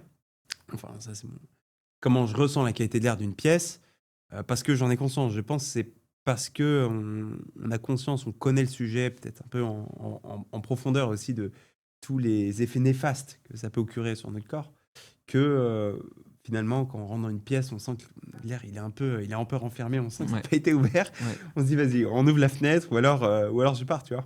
ouais. Eh ben, je suis complètement d'accord avec toi. Euh, il y a moi, en fait, je pense que tu vois, on a, entre guillemets, le niveau d'éveil de prendre en considération ce qu'on apprend. Moi, je peux te dire qu'il y a des gens, je leur parle par exemple de. En fait, je vais avoir des gens, typiquement, des gens, j'ai des exemples qui m'ont marqué vraiment des patientes fibromyalgiques. Un patient fibromyalgique, dans la médecine, on va dire conventionnelle, c'est des troubles psychosomatiques. En d'autres termes, t'es un peu fou, c'est un peu dans ta tête, tu vois. Bon, Mm. moi, c'est pas ce que je pense, mais ces gens, à force d'être considérés comme fous, le deviennent, tu vois. Bon, ils arrivent, ils souffrent. Ils ont essayé tous les médicaments possibles et imaginables, et ils arrivent, ils souffrent. Ces gens, je leur dis, ok, peut-être qu'adapter en fait, votre mode de vie, ça veut dire avoir une activité physique, avoir une nutrition, avoir machin, soigner ceci, cela, que ça pourrait améliorer. Les gens, ils viennent pour ça, mais en fait, ils viennent pas pour ça, ils viennent pour la pilule magique que je n'ai pas, et je vois que j'ai beau leur transmettre des données, des informations, ils s'en foutent en fait. C'est Ça les intéresse pas et tu le vois. Tu vois tu vois quand tu Oui, parles à quelqu'un je que ça vois très l'intéresse bien. pas. Je vois Tu très vois. bien. Et donc nous, on a entre guillemets, encore une fois, ce niveau d'éveil sans prétention, de se dire, bah, je fais attention à ça. Et une fois que je le sais, je ne peux plus. Il y a plus de retour en arrière. Tu vois. Voilà, la qualité de l'air. Il y a plein de Mm. gens qui ne le savent pas. Et il y a plein de gens qui vont le savoir, qui vont dire, ah bah ouais, bah avoir une, ouais, mais j'aime bien quand ça sent bon. Et ça s'arrête là, en fait, tu vois. Ouais, bah ça sent bon, bon, bah, je ferai gaffe, ailleurs, j'irai faire du sport. Oui, mais non, mais en fait, c'est deux choses différentes, tu vois. Et alors, justement, c'est pour ça que moi, je dis, bah oui, tu veux que ça sente bon chez toi. La première chose pour que ça sente bon, bah, c'est AR. Et la deuxième, c'est que si vraiment tu veux absolument qu'il y ait une odeur, bah, tu peux mettre des huiles essentielles avec le bon moyen de diffusion. Et pas n'importe lesquelles. Ouais, les huiles essentielles, c'est naturel, combien de fois je l'entends. Et que donc ce serait sans danger. Non, mais ça dépend. Tu as des huiles essentielles qui sont irritantes en diffusion. Tu vois, tu vas les diffuser Mm. et en fait, ça va te faire du mal. Donc, si tu veux à tout prix, tu peux faire quelques huiles essentielles qui ne remplacent pas une aération. Tu vois, et qui d'ailleurs devrait être précédée et suivie après d'une aération. Voilà. Mais voilà, bon, c'était pour parler de sujet de la qualité de l'air, qui est importante, notamment dans sa chambre, puisqu'on y passe un tiers de notre vie, tu vois. Ouais, c'est l'une des pièces dans lesquelles on passe le plus de temps, avec la pièce du travail finalement. Et du coup, la pollution intérieure, la pollution de l'air, c'est un énorme sujet qui est de plus en plus traité en fait en entreprise parce qu'on se rend compte avec des études sur le sujet que ça affecte la productivité des collaborateurs. Donc là, directement en fait, ça affecte le chiffre d'affaires d'une entreprise. Donc là, potentiellement, tu vois, on commence à s'y intéresser, à prendre des mesures. Ah oui, on va vraiment ouvrir la fenêtre. Parce que généralement, il y a cette logique toujours de productivité économique vis-à-vis de la santé et du bien-être des salariés, des collaborateurs, etc. On se dit, oui, c'est pas très important, tu vois. On va leur donner à manger, restauration collective, ce qu'il y a, et c'est pas forcément super sain. En fait, finalement, on a un salarié qui est sous-oxygéné, sous luminosité naturelle. Il est venu au travail en voiture, en métro, il n'a pas vu le jour. Il va dans le bureau, il n'a pas vu le jour. Il sort, il fait nuit, il n'a pas vu le jour. Il a mangé à la cantine d'entreprise. Bon, généralement, la restauration collective, pour en dire du bien, ça doit s'aligner normalement sur PNNS, donc il doit y avoir des légumes, une part de protéines, un produit laitier, des fruits. Donc, en théorie, c'est pas si terrible que ça. Mais tout ça pour dire que la pollution de l'air et la pollution intérieure, parce que quand on parle de pollution de l'air, on pense souvent, voilà, j'habite Paris, c'est pollué, les voitures, etc. Mais en fait, l'endroit le plus pollué, c'est en intérieur, Mm. finalement. Et ça, moi-même, il y a 2 ans, je le savais peu, tu vois, je le savais pas vraiment. Et surtout par rapport aux bougies. Donc en Ouais. fait, le message qu'on pourrait donner, c'est arrêtez les bougies, Ouais. arrêtez les encens, arrêtez de mettre Les du sprays, parfum, tous les arrêtez de sprays. mettre des sprays, le spray pour les toilettes. Tout ça, idéalement, faudrait arrêter. Le spray en déodorant, Le spray en déodorant. Et les donc, sprays sans bon, même les sprays assainissants. ouais, c'est une catastrophe, ça. Non, ouais. Faut pas, même s'il y a marqué huile essentielle dedans, fais Ouais. ta propre diffusion si tu veux, mais le prends pas en spray. Oui, et pour en faire vraiment la prévention, quels sont les risques d'être surexposé à tous ces sprays? On met 15 sprays par jour, on met des encens, on met des bougies, ce qui est le cas de certains des auditeurs, auditrices, surtout, je pense, pour les bougies, qui vont tomber des nues, tu vois, parce qu'elles adorent ça. Et que, Alors, les risques qui sont montrés et qui sont. Alors, tu vois, encore une fois, tu as différents niveaux de preuves et de choses montrées. Déjà, c'est que ça augmente les risques allergiques et dérivés. Ça veut dire l'eczéma, le fait d'avoir de l'asthme, tu vois. Hmm, Asthme, ça veut dire toute cette hypersensibilité-là. Ensuite, ce qui est montré, c'est que ça augmente certains cancers, notamment des cancers du sang, des leucémies, des lymphomes, des choses comme ça. Et ça augmente en fait la susceptibilité, le fait d'avoir des infections un peu plus graves, ce qui est en fait complètement logique, finalement, quand tu ouais, réfléchis. tout à fait, ouais. Voilà. Ouais, on est Euh, vraiment sur les maladies graves, là. ouais. Euh, Donc ça, c'est vraiment des choses qui ont montré une augmentation d'incidence uniquement avec un air de mauvaise qualité, hmm, tu vois. ouais, tout à fait. Et en plus, donc, le fait de développer un cancer, une maladie, une pathologie vraiment très grave qui peut mettre fin à la vie ou t'affecter très profondément. Et le fait que sur l'attention, sur la concentration, etc., ça peut t'affecter aussi. Et donc, c'est pour ça qu'en entreprise, tu vois, il y a vraiment des mesures. Alors en France, on est souvent à la ramasse, mais par exemple en Suède, etc., ils redesignent les immeubles et les environnements pour justement que le collaborateur, le salarié, le travailleur se sente mieux, ait un meilleur bien-être et soit aussi plus productif. Donc c'est une chose à prendre conscience, que ce soit à son entreprise ou que ce soit chez soi, de virer ses sprays. Ou alors potentiellement, parce que on a tous plein de parfums qu'on a achetés, on a les bougies, machin, on peut les mettre dehors, quoi. Ok, on peut les allumer dehors. Ouais, ouais. Après, comment dire? Moi, tu sais, bon, si tu veux mettre du parfum, tu mets une fois de temps en temps. Parce que tu sais, t'as encore d'autres problèmes juste au parfum d'ailleurs, hein, mais ça, c'est d'ordre dermatologique. Hmm, Surtout quand tu te rases, tu sais. Mais oui, ouais, en fait, tous ces produits-là, à part le parfum purement stricto sensu, se remplacent. Ton déodorant, tu peux le mettre sur la forme, tu sais, d'un roller là. exactement. T'es pas obligé d'avoir un spray. Il y a des alternatives. Il y a des alternatives pour tout. En Ouais. fait, je vois pas pourquoi. Alors oui, d'accord, si tu veux mettre une bougie pour faire cocooning, pour faire joli, bah c'est pas grave en fait, tu vas le faire une fois, mais tu veux vraiment que ce soit cocooning Ouais, 24/24 sur toi? c'est que c'est pas très grave, mais juste avoir conscience que ça peut affecter ta longévité, Ouais. que ça peut affecter ton quotidien sans que tu le saches. Parce que les personnes que tu cites, bah là, c'est le cas extrême. C'est-à-dire que eux, voilà, c'est la cigarette, c'est peut-être plus que le tabac. Non mais le pire c'est ça. Le pire du pire c'est la cigarette. Le meilleur conseil qu'on puisse donner, tu vois, c'est il y a des gens qui vont dire ouais non mais j'aime bien mettre ma bougie. Bon d'accord, mais au moins fume pas chez toi, tu vois. Le moins c'est quand même mieux. Fume Ouais. pas chez toi. Mais la chose, c'est que ces personnes-là qui fument des cigarettes, tu vois, aujourd'hui, sur tous les paquets, on voit les conséquences. Ils sont alertes par rapport à ça. Donc, ils ont connaissance que ça augmente le cancer, langue, gorge, poumons, plein de maladies, Tout. etc. Tout, En vrai, tout, mourir. Ouais. tout, ça augmente le risque de faire des tendinopathies, ça augmente pas que toi tu penses au cancer, mais ça augmente tout en fait. Il y a pas un truc que ça augmente Mais ils le pas. font quand même. Et pareil pour les personnes qui boivent de l'alcool. Tout le monde sait, enfin, peut-être ils se rendent pas compte à quel point c'est nocif dès la première goutte, mais ils le font tout de même. Donc en fait, soit ils minimisent peut-être les risques que ça se développe, tu sais, le fameux chez les autres, oui, ils vont faire un cancer, mais moi non. Euh, soit c'est une forme de déni. En fait, je me demande vraiment pourquoi finalement on continuerait de fumer, de boire, etc. Quand on a vraiment une conscience de la liste de tout ce que ça peut provoquer probablement. Bah, parce que ça fait intervenir d'autres facteurs. C'est-à-dire que, par exemple, dans le tabac notamment, le tabac est fait de telle sorte à ce que tu ne puisses pas arrêter ou que ce soit très compliqué, tu vois, sur le Ouais, plan de l'addiction. Sur le plan de l'alcool, c'est pareil. Alors, il n'est pas ouais. conçu pour, contrairement à Construction la cigarette, c'est que c'est d'addiction. inhérent en lui-même, c'est que tu as une dépendance. D'ailleurs, l'arrêt brutal de l'alcool, ça tue. C'est Mm. le seul sevrage qui tue. Tu peux arrêter n'importe quelle autre drogue que tu veux, ça ne te tuera pas. Enfin, ça peut te tuer pour d'autres raisons, mais l'alcool, ça te tue. Donc, en fait, il y a d'autres raisons, tu vois. Et puis même, il peut y avoir des facteurs d'ordre psychologique, tu vois. Ceux qui fument le plus, souvent, c'est des patients psychiatriques. Et ils fument, ils vont continuer de fumer parce que, bah, à cause de leur maladie psychiatrique, tu vois.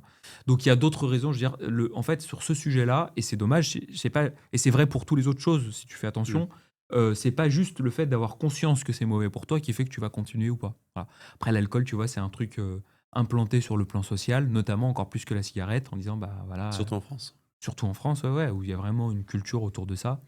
Moi, je considère, alors comme tu dis, effectivement, dès la première goutte, moi, c'est pareil. Il faut que tu aies un rapport, je pense, décontracté à l'égard de certaines choses, Mm. en ayant conscience, la conscience vraiment aiguë de ce que tu fais, et c'est toi qui prends le choix. Si t'es pas au courant que même si tu bois un verre comme ça te fait du mal, ben, je veux dire, il faut que tu le saches, et après tu prends ta décision comme un adulte, tu vois, de façon responsable. Moi, de temps en temps, en été, j'aime bien me prendre une bière bien fraîche. Ouais. Voilà, ça fait, j'aime Bon, bien, c'est j'aime bien vraiment le le goût. 20-80. Mais Oui, c'est ça. toi, il faut savoir que Mais ouais, par ailleurs, derrière, je serais carré à plein d'autres ouais, t'es égards, sur plein carré sur d'autres plein d'autres choses. égards, t'es très sportif, Oui. tu dors très bien, enfin, Et si tu généralement. veux, en fait, ça, comment dire, ça compense et ça compense pas, tu vois. C'est-à-dire que moi, il faut pas non plus se dire, il y a des gens qui, je fume, ouais, mais je fais du sport. Ouais, mais non, mais ça n'a rien à voir en fait, tu vois. C'est deux choses différentes. Ouais, je bois de l'alcool, mais je fais attention à comment je dors. Parce que moi, c'est des phrases que j'entends, tu vois. De dire, ouais, mais ça compense. Mais non, en fait, c'est deux choses différentes, pardon. Voilà, bon, t'as envie de te prendre une bière, il fait chaud, là, ça te fait plaisir, c'est important aussi. Tu vois, moi, j'accorde vraiment beaucoup d'importance à cette notion de plaisir, Tout à mais fait, c'est de ouais, et plaisir d'équilibre. raisonné. Parce que dès que tu vas commencer à parler de facteurs de longévité avec des Mm. gens, ils disent, oh, mais il faut bien se faire plaisir. Et en fait, c'est la justification à tout et n'importe quoi. Mm. Ouais, il faut que tu fasses attention à comment tu manges. Ouais, mais il faut bien se faire plaisir. Ouais, mais faut faire du sport. Ah bah non, bah moi j'ai envie de regarder ma série, il faut bien se faire plaisir. Ouais, mais d'accord, bah ça va te faire super plaisir de mourir en fait, tu vois. Et puis il y a pas cet état où t'es en vie et puis tu meurs. Non, il y a l'état entre les deux où t'es malade, tu vois. Ouais. Et la maladie, c'est... Qui est la pire chose, mais quand on est relativement jeune, ce qui est probablement le cas de la plupart des auditeurs qui vont avoir Ouais. moins de 50 ans, généralement, ils ne se rendent pas nécessairement compte ce que c'est d'avoir une maladie chronique. Alors, potentiellement, il y a certainement des personnes qui ont une maladie chronique et qui vont très bien comprendre ce que je dis, mais quand, voilà, à partir de la soixantaine en France, on commence à avoir une maladie chronique, on commence à être en Même avant, hein. incapacité. Centaine, t'es gentil. Moi, je le mettrais 10 ans avant, hein. De quoi, 10 ans Bah, avant? dès Mais- la cinquantaine, Ah tu oui, tombes oui, malade. oui, ouais, j'entends. À Mais 50 ans, c'est vraiment pour moi la charnière. c'est à partir de là, potentiellement, et encore, potentiellement, quand tu as un diabète de type 2, quand tu es en obésité, quand tu as une ostéoporose, enfin, quand tu as vraiment des vrais problèmes de santé et quand tu as de la douleur, je pense, c'est ça ce qui va déterminer la prise de conscience. Quand tu as vraiment de la douleur au quotidien, que potentiellement tu remets en question ton mode de vie. Je vais me permettre une remarque. Je trouve que les maladies que tu as citées, c'est pas les bonnes. Parce Mm. que le diabète de type 2, c'est asymptomatique. L'hypertension, c'est Ouais, asymptomatique. Les ouais, ouais, dyslipidémies, c'est ouais, asymptomatique. c'est pas la maladie où tu vas L'obésité, vraiment c'est avoir des... asymptomatique. Par Après, contre, ça tu as peut un amener... cancer, c'est symptomatique. Ouais. Tu as des maladies neurologiques, tu es crevé, tu peux rien faire, tu peux pas te concentrer, etc. Rien tu fumes, tu as une bronchite, une BPCO, on dit, bon bref, une bronchite chronique. Tu tousses en permanence, t'as aucun souffle, tu peux pas Mm. courir après le bus pour l'attraper. Ça, tu vois, il y a vraiment, pour le coup, une altération de la qualité de vie. Toutes les maladies, rien que t'as des migraines, tu fumes, t'as des migraines, Ouais. ta vie, ça devient un enfer, tu peux pas te concentrer, t'as des douleurs, tu dois, en fait, ou alors juste, t'as une carrière de sportif, tu vas te blesser. Et tu passes non plus du stade où tu cherches à te progresser sur le plan sportif, mais à récupérer de la douleur, de la blessure. T'as tes douleurs, t'es gêné, t'es machin. En fait, c'est ça la vraie traduction de la maladie. Moi, il y a un Mm. truc que j'aime bien une phrase qu'on apprendrait en première année de médecine et qui m'avait marqué, c'est de dire que la santé, c'est la vie dans le silence des organes. C'est-à-dire qu'ils te foutent la paix. T'es tranquille, t'y penses pas. Et comme t'y penses pas, t'es... Tu sais, je sais pas, moi, je sais pas, tu fais une activité physique inhabituelle. Tu dis, ah, j'ai des courbatures dans les muscles, je savais même pas que je les avais. Ah oui, mais parce qu'en fait, ils étaient inexpressifs, ils parlaient pas. Alors que la maladie, c'est exactement ça. C'est que tu vas avoir un truc où tu pensais pas avant, rien que, je sais pas moi, t'as mal au dos. Tu fais attention. Je disais, l'obésité, par exemple, c'est asymptomatique, mais tu peux avoir des problèmes qui en découlent. T'as mal au Ouais, dos, t'as mal au genou, etc. Tu vois ce tout à que je fait, veux ouais, dire? Voilà. c'est ça. Ouais. Et donc, en fait, tu vas avoir une vraie. Moi, c'est vraiment un mot-clé. Tu vas avoir une altération de ta qualité de vie. Et il faut savoir que quasiment la moitié des maladies sont évitables par ton mode de vie. C'est Mm. quand même incroyable. Le chiffre que j'avais en tête, c'était d'un médecin français, justement, Léo Joly, qui développe une application vis-à-vis de la prévention santé, qui s'appelle Hippocrate, H. point. Je ne sais pas si tu vois de qui je parle. Mais lui, il disait 70% des maladies pourraient être évitées, selon lui, avec Ah, j'avais pas la un chiffre prévention aussi gros en santé. tête, moi, mais d'accord. Ce qui est, ouais, ce qui est assez énorme. Mais par rapport à l'obésité, en fait, ouais, les maladies que j'ai citées, ces maladies, peut-être sur le moment, tu vas pas avoir des douleurs comme celles que tu as citées, mais ça va vraiment. Enfin, tu vas te rendre compte qu'il y a beaucoup de choses que tu peux plus faire. Et ça, c'est le problème quand on perd en capacité de façon précoce dans sa vie. C'est-à-dire à partir de quel moment monter les escaliers, t'es essoufflé au premier étage. En fait, tu sais, le vrai problème fondamental de ça, c'est que l'être humain étant bien fait, il va s'adapter. Ça veut dire que la personne qui n'est pas capable de monter 3 étages, alors a déjà déménagé à un endroit où il y a un ascenseur. Oui, c'est La sûr. personne qui est C'est l'incapacité, ouais. en fait, les gens, ils s'adaptent et ils vont mouler tout leur environnement autour de leur désadaptation, justement. Tu Ouais. vois. Donc, ils s'en rendent pas compte, en fait. Et ils vont avoir un truc, ils vont, comment dire, avoir entre guillemets, tu vas me permettre un anglicisme, un shift, tu vois, une évolution dans leur façon de voir les choses, en disant, bah, en fait, tu pars du principe que, bon, faut peut-être rester mince. Et puis après, tu vas dire, ouais, bah, c'est pas grave, je suis en surpoids, mais je suis pas obèse. Ouais. Ouais, je suis obèse, mais je suis pas obèse morbide. Et en fait, il y a vraiment ce décalage Mm. permanent, cette espèce, entre guillemets, de nivellement vers le bas, mais qui est, j'ai presque envie de dire, favorable à la survie. Ça veut dire de dire, ben, la vie continue, Ouais, etc. Et en ouais, fait, t'as un seuil c'est de pas si tolérance, grave. t'as un standard. Et de toute façon, si t'es devenu comme ça, c'est que peut-être, tu sais, je reprends la phrase, on est la somme des 5 personnes qui nous entourent le plus. Mais c'est Et que souvent ça, donc, en oui. fait, tes Je gens le vois, autour de ouais. toi, ils sont peut-être même pires que toi. Bien sûr. Donc, tu es peut-être le meilleur du groupe. Ou alors que bah, c'est pas grave, parce que en fait, tu te rassures en permanence. Tu vas trouver des stratégies pour éviter.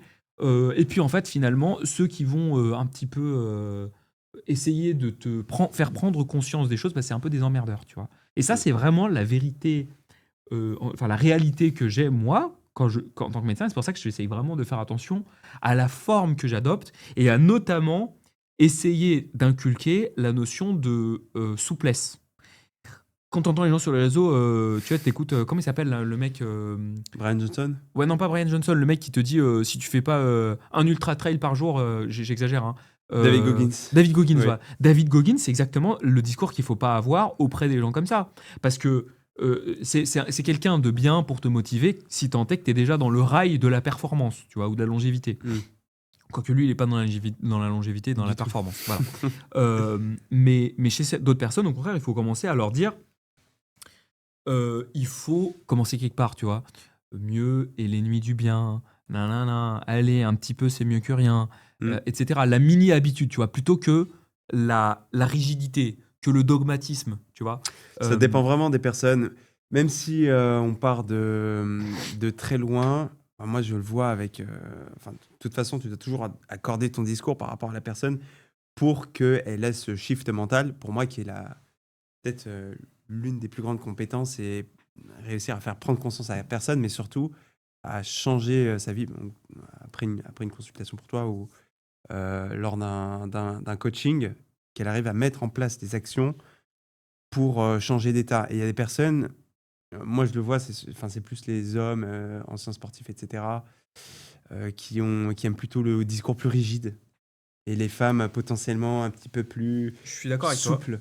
Je suis d'accord avec toi. Une chose près, c'est que peut-être que toi, tu as un biais de confusion, c'est que tu vois des gens qui sont venus te voir pour un Bah, coaching. toujours, oui. Mais parce que les personnes qui ne viennent pas te voir, en fait, quand tu es coach, quand tu es médecin, et tu soignes des pathologies, les gens ils viennent te consulter parce qu'ils ont, voilà, ils ont un problème, il faut le soigner. Mais quand quelqu'un vient te voir qui est relativement bien portant, ou alors qui a une pathologie, surpoids, obésité, mais qui a fait déjà la démarche de te voir, moi je dis, ils ont déjà fait 50% du chemin. Je vois ce que tu veux dire, mais je reprends l'exemple de la fibromyalgie de tout à l'heure.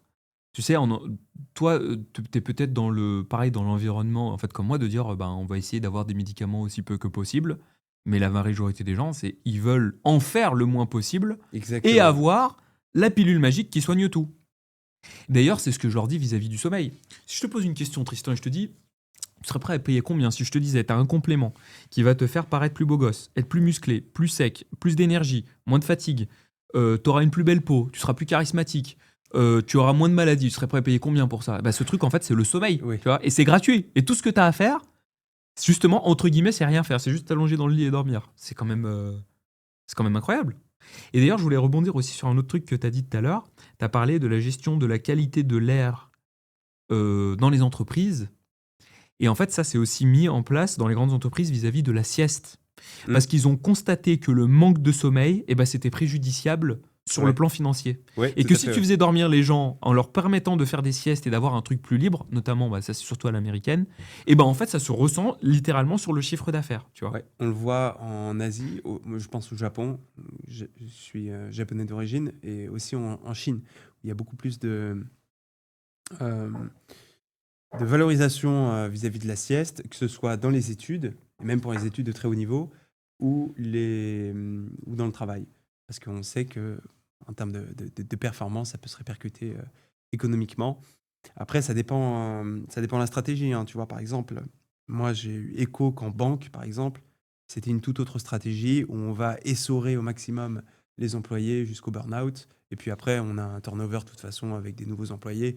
Donc, si tu veux, on va tirer le maximum de chaque collaborateur sans chercher la longévité nécessairement dans la boîte. Donc, je pense que ça dépend vraiment.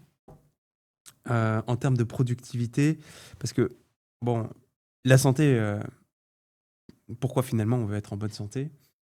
Ça, c'est une autre question. Quelles sont les motivations? Parce que les gens finalement qui s'en foutent de ne pas arrêter de fumer, etc., finalement, ils s'en foutent un peu de leur santé, mais ils ne voient pas nécessairement l'intérêt, tu vois. Est-ce que tu aurais des arguments de pourquoi il faut optimiser sa santé? Alors, écoute, il y a des gens, effectivement, chez qui c'est peine perdue. En fait, ils ne s'en rendront compte qu'au moment où ce sera trop tard. Voilà. Ça veut dire que tu as des gens, en fait, chez qui, tu vois, moi je pense, j'aime bien penser en tout cas que c'est un mécanisme de survie. Tu vois, on verra après. C'est cette pensée un peu abstraite de dire c'est les autres. Tu vois, c'est pas moi, effectivement, c'est les autres. Et puis on verra bien après. Si je te dis un jour tu seras vieux et tu auras peut-être des douleurs par-ci par-là, ou tu auras peut-être ton sommeil s'aggrave avec le temps, tu te dis quoi fondamentalement? Intrinsèquement, tu te dis c'est pas maintenant, on verra après, tu vois. On verra bien d'ici là. Chaque chose en son temps. Le mec qui fume, il dit tu m'emmerdes, on verra bien d'ici là. Tu vois, c'est ça. Et donc l'argument, en vrai, j'ai pas d'argument supplémentaire à celui qui est directement affiché sur leur paquet de tabac. On dit une image vaut mieux que 1000 mots. L'image, elle est là. Et je sais que j'ai déjà vu à de multiples reprises des gens qui ont eu le cancer, qu'on a opéré, qu'on a fait des chimiothérapies, qu'on a tout fait, qui continuent de fumer, qui disent on m'enterrera avec la cigarette. Voilà, ça s'appelle une peine perdue. Le mec dit voilà, c'est comme ça, je fume, point. Bon, j'ai presque envie de dire c'est son droit. Comment tu convaincs des gens? En fait, je te parlais tout à l'heure de niveau de conscience. Tu as des différents niveaux de conscience. Tu as des gens qui n'ont pas le niveau de conscience de vouloir comprendre qu'être en bonne santé, c'est quand on te fout la paix, quand ton corps te répond et que tu es performant à tous les égards. Mais dans la vie de tous les jours, tu veux porter le sac de course et tu veux le porter en montant les escaliers et tu as 5 étages à monter sans ascenseur. En fait, tu n'y réfléchis même pas, mais ça, c'est des gens qui te disent j'arrive pas. Qui sont obligés de déménager pour ça. C'est pour ça que je te disais que les gens, ils s'adaptent, tu vois, tout à l'heure. Ils vont s'adapter, et donc c'est pour ça qu'au bout d'un moment, ils s'en accommodent, tu vois. Donc, le moment où c'est trop. En fait, moi, j'ai vu plein de fois des gens, tu leur fais des. Parce que moi, malheureusement, une partie de mon métier, c'est de faire un diagnostic. Tu vois. Diagnostic de maladies graves. J'ai déjà annoncé effectivement des gens qui avaient du diabète ou qui avaient des cancers et tout, compagnie. Et la réaction est systématiquement la même, c'est ils s'effondrent. Ah bon? Ah, mais ça peut m'arriver? C'est-à-dire qu'ils n'avaient pas imaginé que ça puisse arriver pour eux, parce que c'était un truc abstrait. Et donc, c'est trop tard. Bah, oui, bon, bah, voilà. Et en fait, c'est toujours pareil, c'est que les gens, ils vont avoir l'étape de choc, qui fait qu'ils vont prendre des dispositions, Ou non. des dispositions très, comment dire, courtes dans le temps. Et moi, je voyais des gens genre, ah, je suis diabétique. Mais le mec était obèse comme ça, Ouais. il mangeait n'importe quoi, et il semblait trouver qu'apparemment, c'est pas bon pour la santé. Bah oui, bah t'es diabétique. Et le mec, bon, bah voilà, je vais faire hyper gaffe, je vais faire hyper gaffe. Et en fait, bah, la vie suit son cours, et puis au bout d'un moment, tu reprends, tu vois. Et évidemment, je fais une généralité, enfin, avec des cas que j'ai Oui, bien vécu sûr. moi en tant que médecin, On a notre et qui biais, m'ont etc. marqué, et qui, voilà, j'ai évidemment mon biais, mais il y a des gens, effectivement, pour qui ce sera tout l'inverse, tu vois. Mais bon, voilà. Moi, pour te répondre, je pense que c'est toujours comme tu disais tout à l'heure, il faut s'adapter aux différents profils des personnes pour les convaincre. Hein. Il y a des gens qui ont des motivations. Ou alors, tu vois, ça va être. Ils vont être motivés parce qu'ils vont voir leur père ou leur mère mourir d'un truc. Oui, C'est une motivation triste, ça, on mais le qui voit beaucoup, existe. oui. C'est quand on le voit dans le concret, dans le réel, faut quand même cet électrochoc, je pense. Et il me semble que plus on avance dans l'âge et plus c'est difficile d'avoir en fait ces changements, cet électrochoc, cette prise de conscience, d'admettre potentiellement on avait tort sur certaines pratiques, Les certaines gens, ils admettent habitudes. pas. De mon expérience, ils admettent pas. Enfin, de la mienne, encore une fois. Hein. C'est.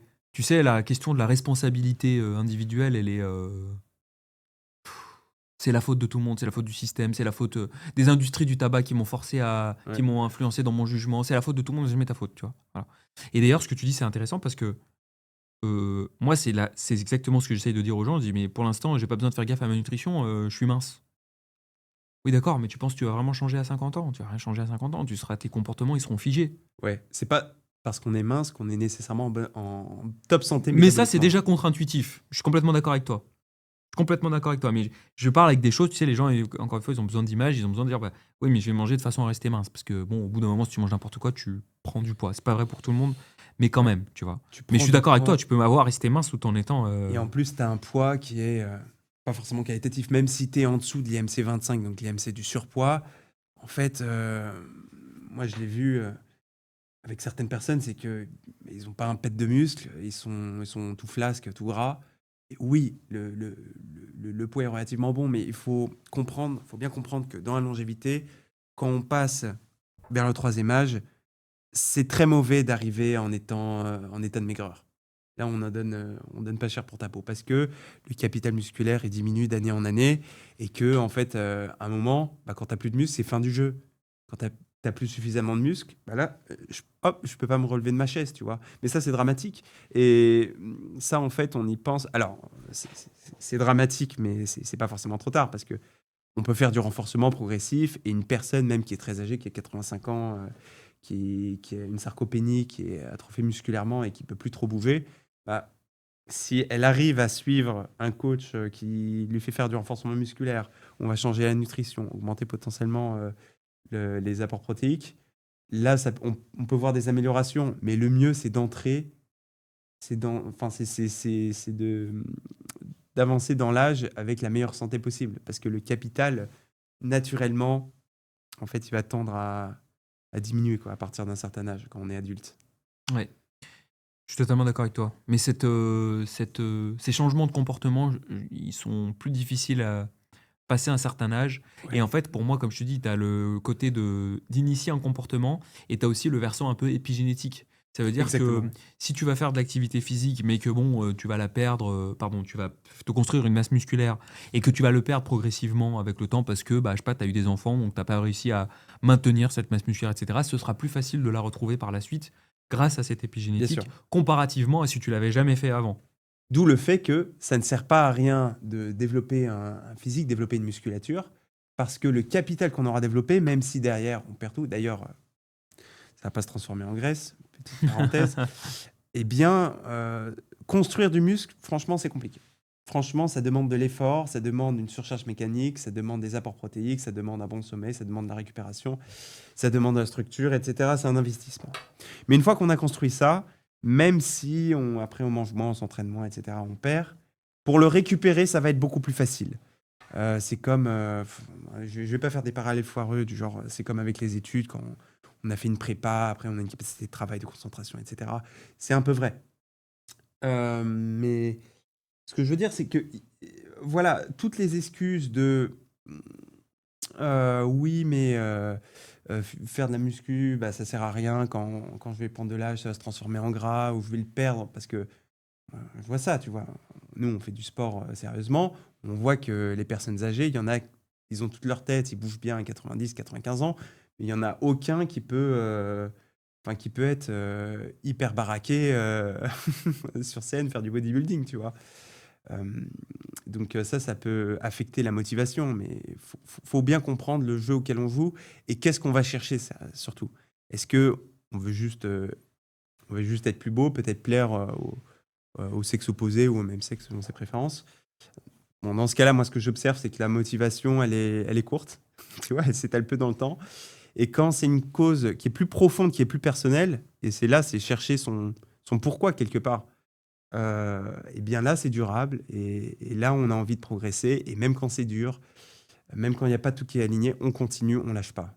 Donc finalement, ma question pour toi, ce serait comment, pour des personnes, voilà, qui veulent reprendre son santé, trouver pourquoi se reprendre en main physiquement? Pourquoi améliorer sa santé? Pourquoi, se mettre au sport, faire tous ces efforts-là? La question du pourquoi, elle est fondamentale. Je suis complètement d'accord avec toi. Il faut que tu aies, tu sais, on parle de différents types de motivation, mais en gros, il faut, tu sais, bon, il y a trois leviers, il y a la motivation, la discipline, la stratégie. Il faut que tu aies des motivations, il faut que tu trouves du sens derrière ce que tu fais. Et ça peut être, je sais pas moi, tu veux être te motiver, bah voilà, de me faire. En fait, tous les moyens sont bons, toutes les raisons sont bonnes pour Mmh. moi. Tu veux, je sais pas moi, tu parlais, tu veux séduire une fille, bah pour séduire, faut améliorer ta beauté. Et pour améliorer ta beauté, bah, ça peut passer par la pratique d'un sport. Voilà, c'est bon, c'est valide. Sauf que une fois que tu l'auras séduite, bah faut la garder, tu vois. Donc pour la garder, bah faut conserver l'activité physique, Oui. faut garder la nutrition, faut garder, tu vois. Donc, franchement, toutes les raisons sont bonnes. Et encore une fois, à partir du moment, je te parlais tout à l'heure, encore une fois, de cet éveil, j'espère quand même qu'il y a des gens qui prendront conscience du fait qu'on n'a pas conscience de la chance qu'on a de ne rien sentir, tu vois, d'être tranquille, d'avoir le corps qui nous laisse tranquille, qui répond, qui nous sans douleur, qui est performant dans l'activité physique, performant sur le plan cognitif, etc.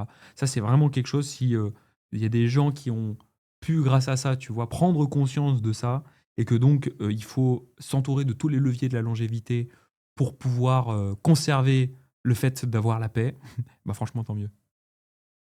Merci docteur Morgan Aldo. C'est un plaisir de discuter avec toi. Pour conclure, où est-ce que toi, on peut te retrouver aujourd'hui, que ce soit les réseaux sociaux, les conseils, les livres, les consultations potentiellement? Alors, bah, moi, vous pouvez me retrouver, donc je suis moderne, hein, Instagram, YouTube, TikTok, DR Morganaldo, tout attaché, DR comme docteur. Et mon livre, bah, pareil, hein, Morganaldo sur Amazon. Et les consultations, bah, comme je suis SOS médecin, c'est au Petit Bonheur La Chance à Lyon. Très bien. Merci pour cet échange. Merci à toi.